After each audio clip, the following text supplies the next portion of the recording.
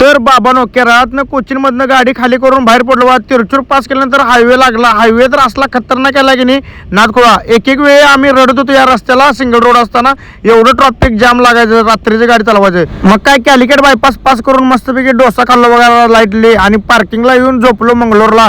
सकाळी गाडी काय भरली नव्हती आणि तिथंच ॲक्सिडेंट झाला होता. एका फोर व्हीलरवाल्यानं टू व्हीलरवाल्याला उडवलं होतं पण फोर व्हीलरचा बुक्का झाला. कुठली बुळग्याला उड्याची गाडी जी आईची गांड. त्या टू व्हीलरचा काय सुद्धा झालं नाही. त्या फोर व्हीलरचा पाक बुक्का झाला होता. ह्याला म्हणतात मजबूती का पावर अंबुजा सिमेंट. मग काय संध्याकाळी नियोजन लावलं बघा. आमची सगळी ड्रायव्हर गँग मस्तपैकी मासं बिसं बनवायचं नियोजन लावलं. बाजार करायला आलो. बाजार बिजार घेऊन सगळ्या गाडीत हौद्यामध्ये मस्तपैकी जेवण बनवायचं नियोजन लावलं. भाऊ आपला घाट पडला रत्नागिरीचा गणपतपुळ्याचा ऋषा म्हणून त्याला. भाऊ आलता तिथं मंगलोरला. भावाला म्हटलं एक नंबर कोकणी माणूस असतो म्हटलं मासं तेवढं एक नंबर टॉपचं बनवून दे म्हटलं. मग काय सगळ्यांनी रांडेसनी कामाला लावलं. भावाने इकडे त्यावर मासं बिसं चकचकीत करून मसाला बिसाला लावून एक नंबर झणझणीत तोंडाला पाणी सुटावं लागलेलं मसाला बघून. तवर ह्या रावड्याला पाण्याला इकडे डाळ घोटायला लावलेली मस्तपैकी. कारण दालचा राईस बनवत होता. मग काय फोडणी मारायला घेतलो बघा. मस्तपैकी कांदा बिंदा घालून त्यांनी दालचा एक नंबर टॉपचा करत होता.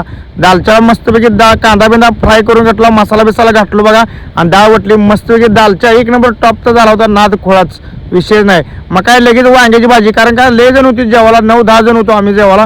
त्यामुळे मस्तपैकी जेवणाचं नियोजन आलं. वांग्याची भाजी दालचा राईस. त्यावर इकडे भावानं मासं तार सोडलं बघा. आगा तोंडाला पाणी सोडालं की नाही असलं. आणि विशेष म्हणजे गाडीत जेवण करताना बॅटरी नव्हती. तर गाव उडून गेल्यानंतर ना हे म्हातारं बॅटरी घेऊन आलतं आणि त्यावर लगेच खांब्या बिंब्या काढून सगळेजण नियोजन लावलं बघा. मासं पण इकडे तळलेलं एक नंबर सगळे फ्राय केलेलं मासं काढलेत.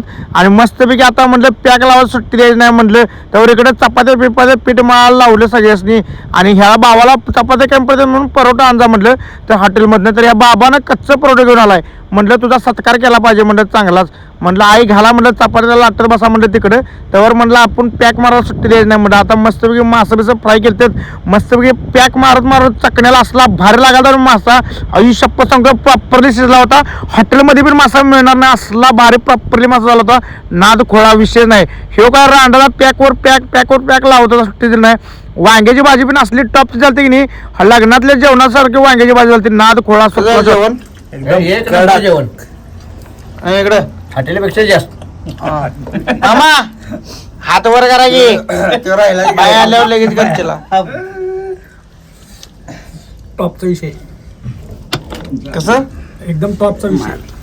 आणि ह्या पाण्यानं रांडेला दारू जास्त झाल्यानंतर पैसा लावला. मासा अक्कड खाऊन दाखवणार म्हटला. काट्यासकट मासा खाल्लाय खोया लावड्या म्हटलं गांडीत अडकून बसल म्हटलं. काटा परत ना ऑपरेशन करून काढायला लागेल म्हटलं. आई घातली खरोखरच अडकला काटा. आता बस बोंबलं. तर ह्याच्या पुढचा ब्लॉग बघत राहा. त्यावर लाईक शेअर कमेंट फॉलो.